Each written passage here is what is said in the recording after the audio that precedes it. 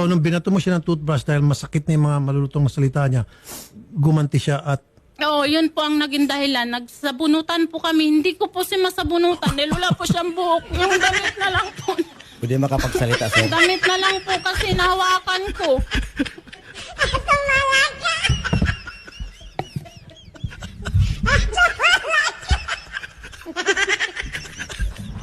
sabi mo kasi ba, nagsambunutan kami. Paano sambunutan? Po, yung damit lang po nahawakan ko. Kaya ako po yung nahawakan niyang paganyan, inuntog siminto. Ganun po nangyayari po nun. Kulat kasi. Tama. Diyos ko po.